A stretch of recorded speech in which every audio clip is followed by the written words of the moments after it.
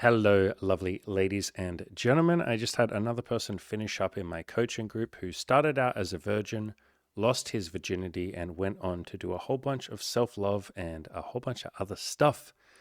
I invited him onto the channel, but a lot of people, as I'm sure you can imagine, aren't super comfortable with talking about sex and virginity and all of that sort of stuff, particularly if they work a normal job and maybe they're thinking of their public image. So I have got his permission to read out the final post that he made in the group. And maybe this will be a little bit inspiring for some of you. If you happen to be in your late 20s, this guy was 31 or 30, something around that age, like 30 something, and a virgin, maybe you can resonate with that. Maybe that's you. Maybe you're in your late 20s or your 30s and you're a virgin. And if this guy can lose it, you can too. So this was his final post in the group. Hey everyone, the time has come for me to say farewell to this group. Honestly, I will tell you guys, when people finish up in the coaching group, there is this very weird feeling, very unusual feeling of like saying goodbye to a friend, particularly someone that you've really gotten to know over 12 weeks and they've been incredibly vulnerable with you and everyone else has been vulnerable with them. And so it does feel a little bit, I won't say sad, but like, it's like bittersweet in a way. You're like very happy for this person. I imagine it's somewhat a little bit, maybe 1% of what a parent would feel when they say goodbye to their kids and their kids leave home. Obviously, being a parent and parenting someone for 18 years is a lot deeper than me just coaching someone for 12 weeks. But I imagine it's, 1% of what it might feel like. You're happy for the person. You're excited for them to spread their wings and fly and go on to do other things. At the same time, you feel like you might miss them a little bit and you're very grateful for the time you had together. So yeah, it's beautiful.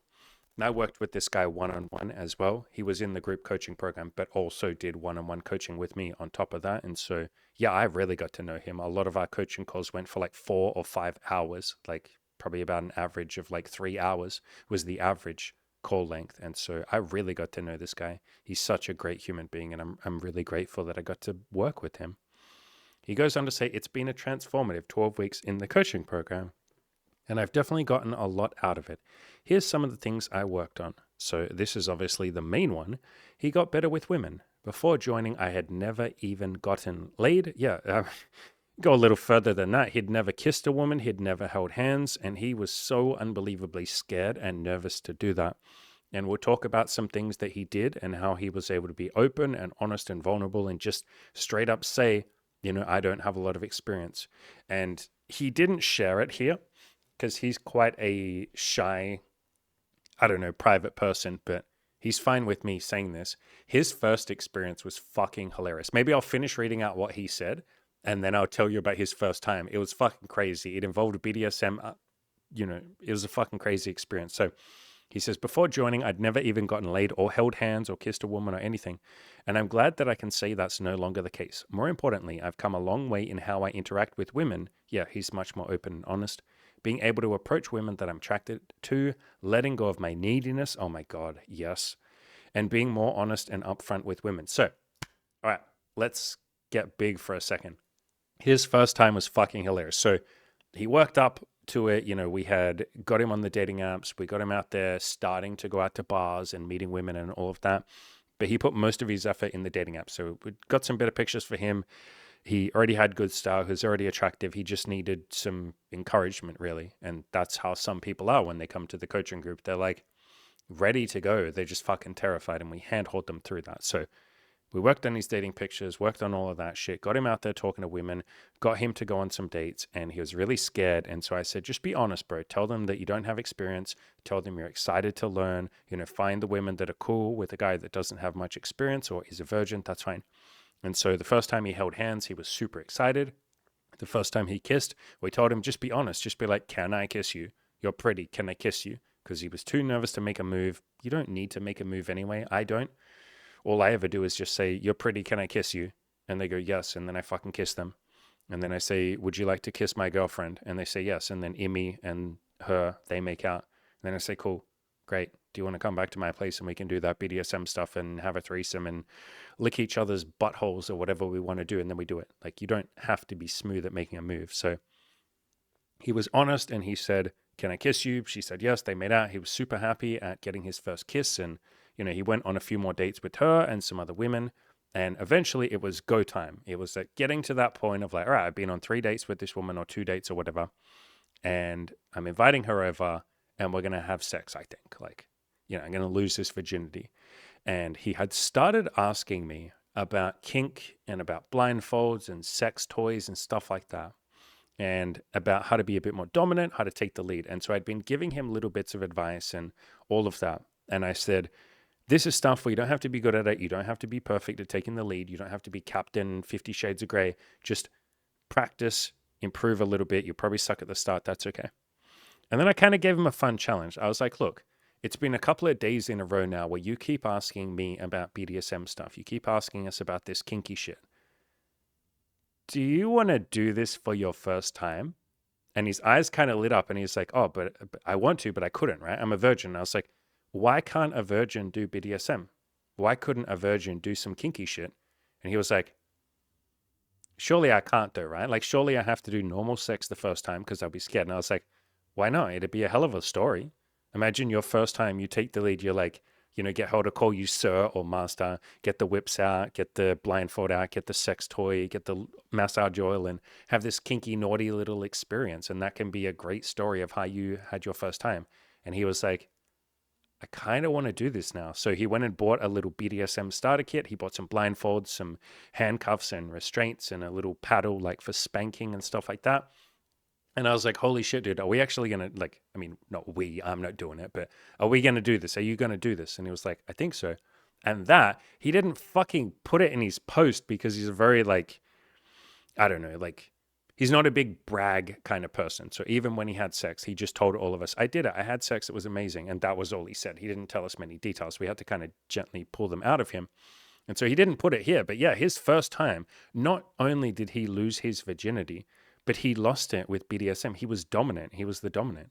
He did some kinky shit. He blew her mind. She said it was amazing, all of that kind of stuff. For a first time, that's a hell of a first time experience. And it's funny because that's pretty much the experience that Imi and I have given a lot of the women that we have slept with. We've slept with, I don't know how many women. We're not keeping track, but like, I don't know, like 8 of them that have been virgins, like literally never done anything, or they've made out or something, little bits and pieces, but they've never had sex. And we say to them, we'll go really slow the first couple of times we meet up. We'll just have a drink the first time and a casual chat. Maybe the second time we can make out and play around a little bit. The third time I could teach you how to go down on Imi. And then whenever we're ready, we can have sex. But like, let's work up to it so you can take your time. You don't feel pressure. You don't feel stressed. You don't, you might be nervous and all of that. So we work up to it. But when we get to the point where it's game day, we're about to have sex, the penis is probably going to go in the vagina. One of our favorite things that we sort of talk about with them afterwards, after we've had sex, because we do a bunch of kinky shit. We tie them up, we do some blindfolds, we go gentle and all of that, but we do the kinky shit. And then afterwards, we'll talk about it and we'll be like, how cool is it that you lost your virginity? Not just did you lose it, but you lost it to a couple in a threesome doing kink. You did like BDSM and kinky shit with a couple, and that was your first time experience. Isn't that kind of a wild story? And they're like, yeah, I didn't think of that. I guess that is kind of a crazy way to lose your virginity. It's like, yeah, what the fuck? Like most people save that shit for like the 50th time they've had sex or never at all. You did that the first time. So yeah, that was part of why I encouraged him to do that. I was like, bro, all the women, all the, virgin women that we've done this with, they fucking love that story. They're like, tell me about your first time. Well, so I met this couple and we did kink and BDSM and that was my first time. And it's like, what? And so I was like, bro, you get to be that person. And he did. I was super fucking surprised that he said yes, but he's just a very courageous person, so I was still surprised though, but fuck yeah, man, that was amazing. So he goes on to say some other things that he achieved and worked on. He upgraded his style and image.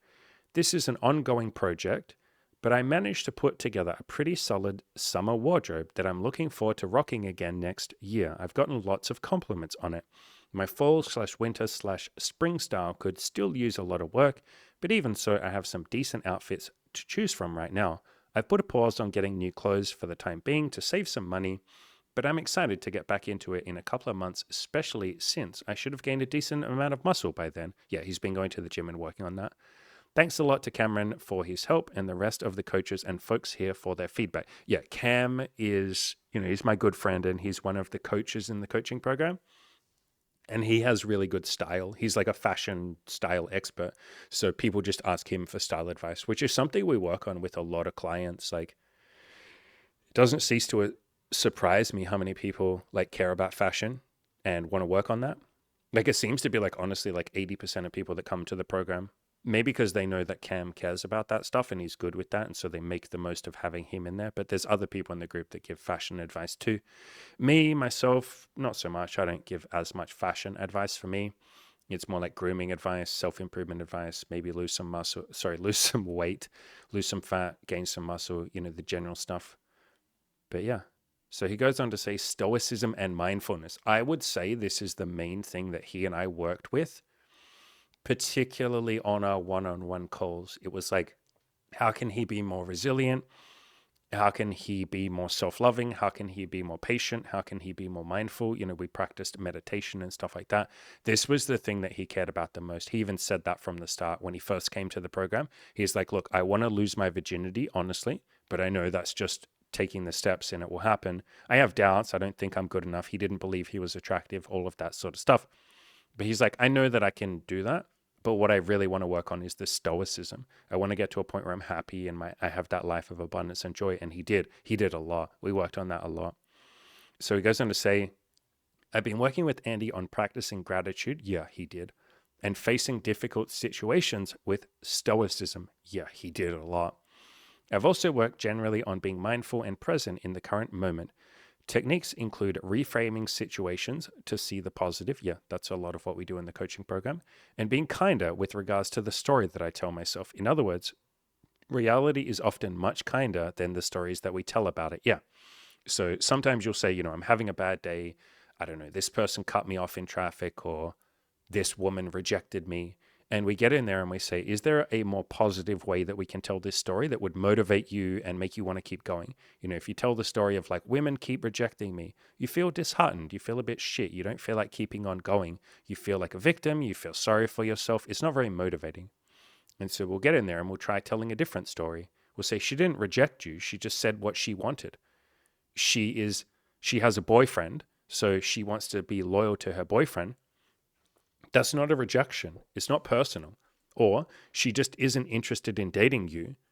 That has nothing to do with you. She's just looking for something different. In the same way that if I see someone that I'm not interested in, I'm not personally rejecting them. I'm just looking for something else. And I'm going to keep looking until I find that thing. Just because it happens to not be that person doesn't mean I don't like that person or I'm going to reject that person or I think they're less than or they're not good enough. No, they're just not what I'm looking for. I'm going to go find what I'm looking for. It's like if you go to a grocery store or a supermarket and you're hunting for, I don't know, fucking strawberry jam or something. You're looking around, where's that strawberry jam? Or you Americans call it strawberry jello, I think you call it.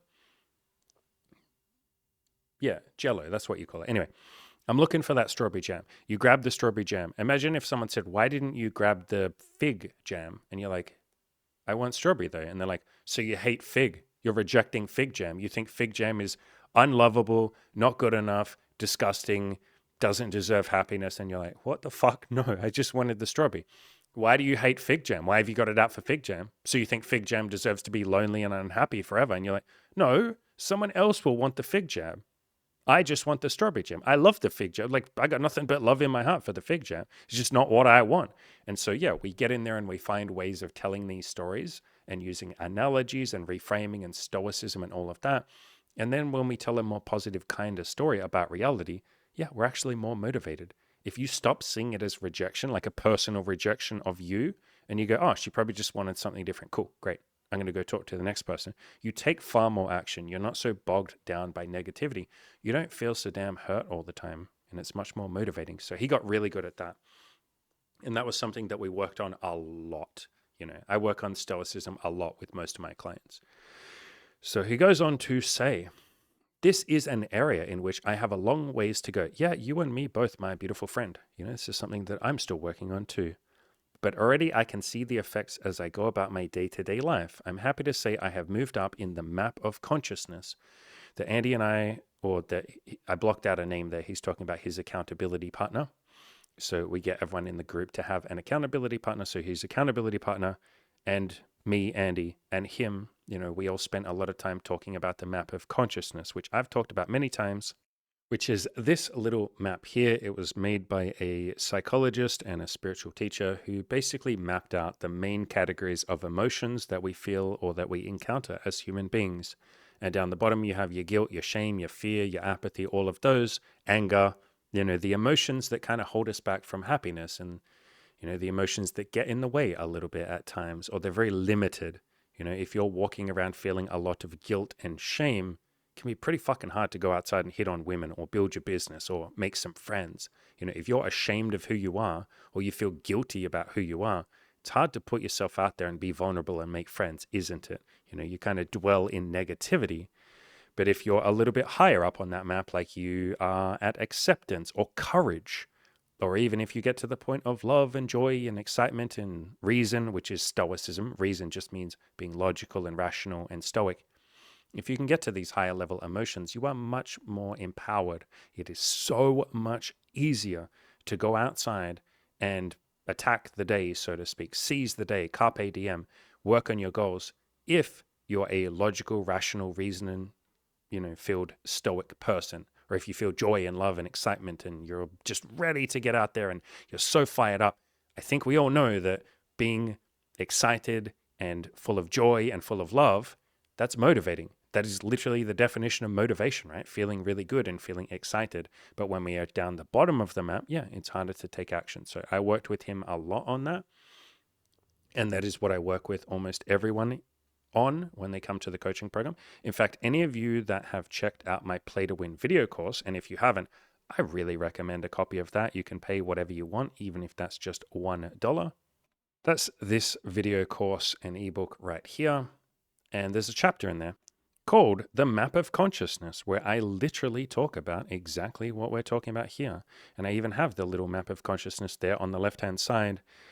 And I talk about it a little bit, and I talk about how to move up the map and why you would want to do that. I mean, it's pretty fucking obvious that all of us would like to feel a little bit more joy, love, rationality, excitement, acceptance, courage. I'm pretty sure we all agree we want to feel those emotions more than shame, guilt, anger, fear. Yeah, that's like such an obvious statement, but sometimes we forget that. And so part of what I talked about in here is this bit here.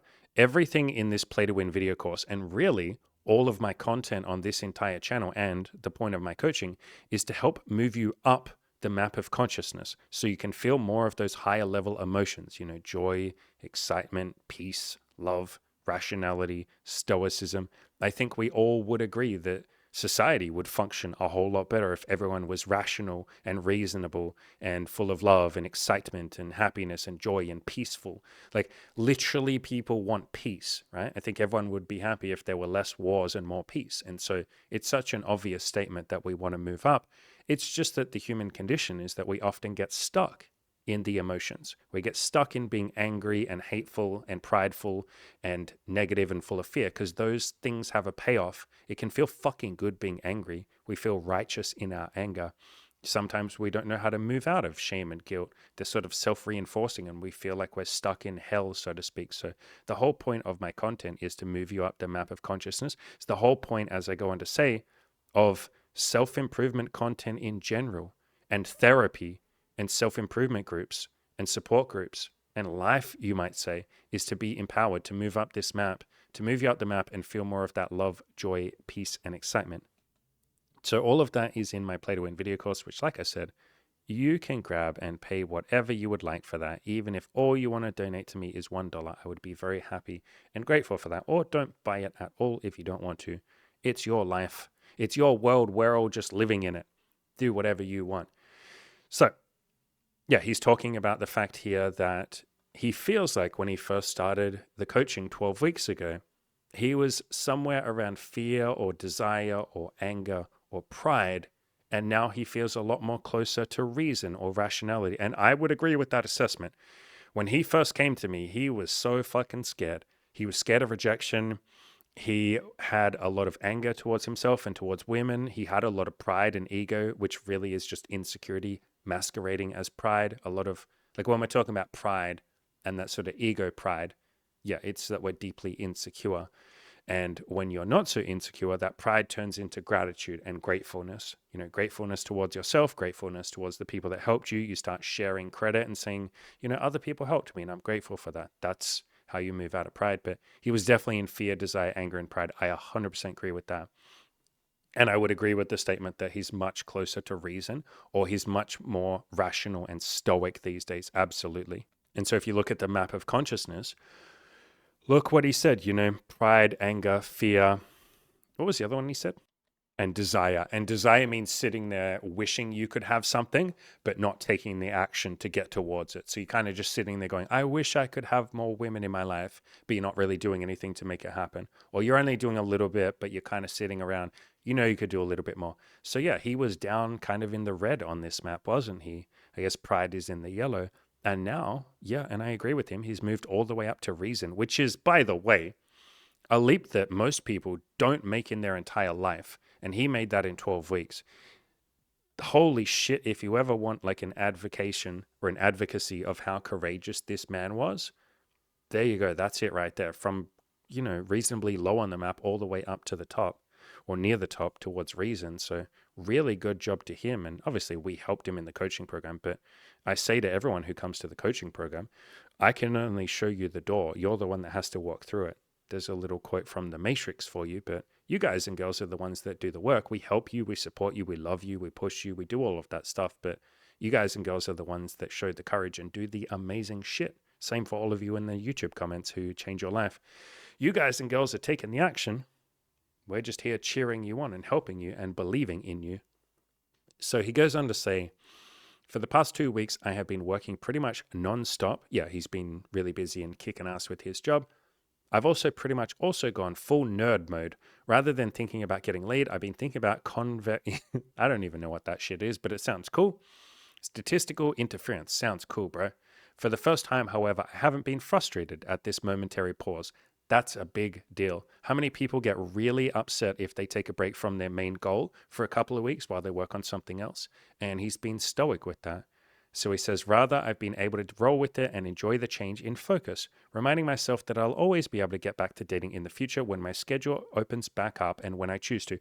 Yeah, and he's been doing a pretty good job of being consistent anyway. He's been going out and talking to a couple of women a week. He's been swiping on the dating apps for little bits and pieces. So, to be fair to him, he hasn't put the dating stuff completely aside. He's still been doing the bare minimum to keep that rolling, which is awesome. And even if he didn't, even if he put that dating stuff to the side, it's not going anywhere. Like, women aren't going to delete themselves from the planet. You can just talk to them as soon as you finish your nerd shit, So he says, moving forward, I have some pretty specific short-term goals that I'll be working on over the next 24 weeks. Learn Italian. I love this. We have so many people in the coaching program that come to the program and they're like, all right, one of my number one goals is to learn a language, and I want you all to keep me accountable and help me and be there for me when I get frustrated. And it's like, cool. Like, we've had people learn Spanish, Italian, French. I think Spanish is just the one that seems to come up a lot. Maybe because a ton of you are American and Mexico is right there, and so it really benefits you to learn Spanish. I don't know, but a lot of you seem to like Spanish. It is also like one of the most popular languages too. This has been an on and off hobby of mine for a few years, but I have yet to become fully conversational. I think putting in a brief period of intense focus is useful when it comes to learning a language. Yeah, I know some Italian myself. A pizza, a big pizza pie, fettuccine. That's all I know. A buongiorno. Is that Italian? I hope that's Italian. Arrivederci. I think that's Italian. A pasta sauce. A Sicily. I come from a Sicily. A Mario. My name is a Mario. It's a me, a Mario. Any Italians out there who love that accent, rate it on a scale of 1 to 10. How good was that? It's probably the best fucking accent, best Italian impression you've ever heard. So he goes on to say, learn salsa. That's cool. We've had a few people in the coaching group learn salsa. My best friend, one of my best friends, knows salsa and a bunch of other dancers. And every woman that he has slept with, except for I think 1 or 2 of them, but every other woman that he's dated or slept with, he met at dancing. So yeah, dancing is a great place to meet people and socialize, and just seems like a really fun thing. Learn salsa, tons of fun. Glad I discovered this hobby. Meditation, yeah. I worked with him on that quite a lot, and he did a lot of work himself.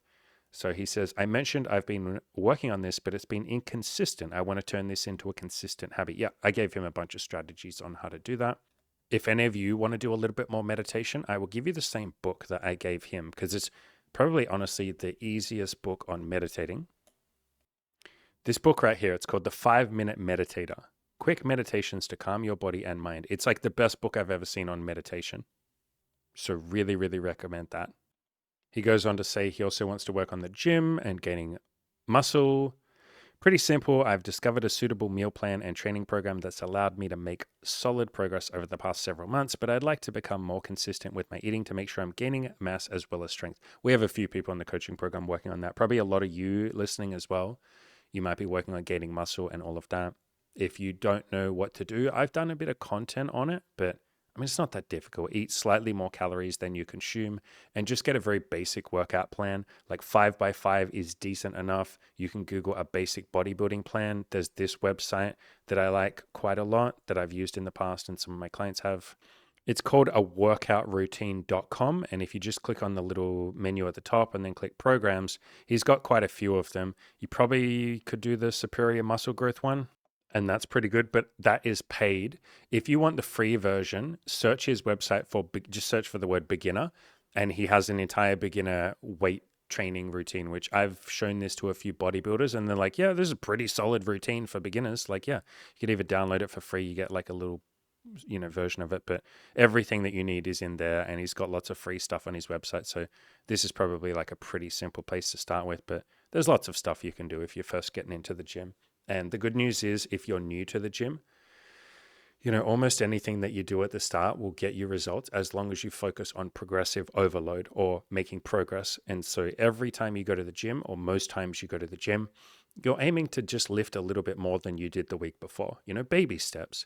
You either lift a heavier weight, or you lift the same weight for slightly more reps than you did last week, or you do slightly more sets than you did last week, but you're just aiming to do a little bit more than you did the day or the week before, right? And you slowly make progress. It's literally just baby steps that add up over time. So the gym isn't complicated. I know that people make it complicated. There's entire industries selling stuff that you buy, and workout routines and exercise plans and all of that. And that stuff can be helpful, but like it isn't any more complicated than just eat more than you consume if you're trying to gain muscle, or if you're trying to lose fat, eat less than you burn. Like lower your calories. That's it. Either raise or lower your calories, depending on what your goal is, what you're trying to achieve. And then just go to the gym and try and lift heavier each week. That's it. The same stuff as like dating, right? People make dating very complicated. And lots of you will often ask me questions of like, what do I send a girl? What do I text her? Like, can you give me your texting routine, Andy? And yeah, I've shared all of that stuff, but like, it's not complicated. It's like, just tell her that you think she's attractive and that you would like to go on a date with her. Just be honest with her. I find you pretty. I want to go on a date with you. Would you like that? And she goes, yes. And you go, cool. How about I pick you up at 6 p.m. on Friday? Or let's meet at this bar on Saturday. Great. Done. That's it. Then when you get to the point where you want to have sex, you say, hi, I want to have sex with you. You're pretty. That's it. She goes, yes or no. You can phrase it in a different way that resonates with you if you want to. But that's all I say. I'm just like, you're pretty. Can I kiss you? Yes. Do you want to come back to our place and fool around and do some BDSM and have sex and have fun with that? Yes or no. Boom. That's it. So it's not complicated. And the gym and gaining muscle is not complicated. So he goes on to say, dating is more of a background goal at the moment, as I wanted to open up more time in my schedule to pursue some of these other hobbies, which is amazing. So he came to us feeling like he wasn't good enough because he was a virgin, and he felt like, I need to lose my virginity to prove that I'm worthy, to prove that I'm lovable. He already was worthy and lovable, but he's not going to, he didn't believe that till he had sex. And it's such a beautiful thing that he's now at a point where he's like, yeah, I've had sex. I don't have anything left to prove. I can go and have sex anytime I want. I can date. He ultimately wants a wife and kids and to build that beautiful family. But he's like, yeah, I can work on that whenever I want. Now I'm going to focus on the other stuff that I care more about. What a beautiful position to be in, to be actually happy. And he does love himself now. He already did, a fair amount before, but I think he started through the last 12 weeks to really accept himself and go, you know what? Maybe I wasn't a loser just because I hadn't had sex. I just hadn't had sex yet. That's it. A lot of you probably feel like that. You think if I don't have sex or if I haven't had sex, there's something wrong with me. No, you just haven't had sex. Just do the steps that are required to go and have sex, and then you'll do that and you'll have sex and you'll go, oh, holy shit. It didn't have to be a bad thing that I'm a virgin. I don't have to be a fucking loser just because I'm a virgin, you know? So he goes on to say he'll be putting in the bare minimum effort to not let his social skills deteriorate. Yeah, I think he's still going out a couple of nights a week and just making friends and talking to women and working on his dating. And like he said, I'll do an approach every now and then when I see a cute girl. It turns out I did 3 in the last 2 weeks, despite being super busy. Yeah, so look at what he said at the top of this, right? He literally said, if we scroll up here, I've gone full nerd mode and I'm not even thinking about getting laid. You know, I've been putting this on a pause, and yet it's almost like he accidentally approached 3 women in the last couple of weeks while not even trying to, while going, I don't want to approach right now. I'm busy, focused on my nerd shit and my job. And so this is a beautiful place to be in, you know, when you get to that peaceful place where you're like, yeah, I'll talk to girls when I want to, and I'll date whenever I want to, and I'll work on whatever goals I want to. There's not that painful neediness and that desperation. I would say he definitely came to us feeling very desperate, and through a lot of self-love and a lot of coaching and a lot of stoicism, a lot of moving up the map of consciousness, a lot of self-acceptance and self-compassion, and just achieving those goals, you know, losing that virginity and going, oh shit, okay, I can do this. Maybe I am okay. Maybe I am good enough. Maybe I am decent. Getting to that point where he's like, no, I work on what I want to now, and I'm not pulled by desperation and neediness to go and have sex if I don't want to. And whenever I want to go and have sex, well, then I'll fucking go and have sex. So what a beautiful place. This man's only had sex with one person, and I think he fooled around with 1 or 2 other women, but I'm pretty sure he's only had sex with one woman. And this bro already has that abundance mentality. Isn't that fucking nice? He's already got that attitude of I'll have sex when I want to. And when I don't want to have sex, I'll work on my fucking buongiorno, my Italian, my salsa, my meditation, my gym, my business. So what a beautiful place to be in. You know, let go of that fucking desperate neediness that some of us have towards our goals. So he says, I'll be doing an approach, blah, blah, blah.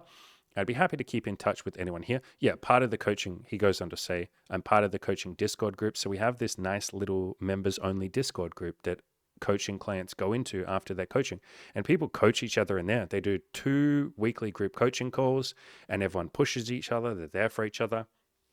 They push each other on their goals and keep each other accountable. Basically, they get to coach each other. They're in a coaching program for the rest of their life. And some of the coaches that we have in my program, you know, Ed, Taylor, and Cam, they jump in the Discord and they coach people like for free off their own back from their own time.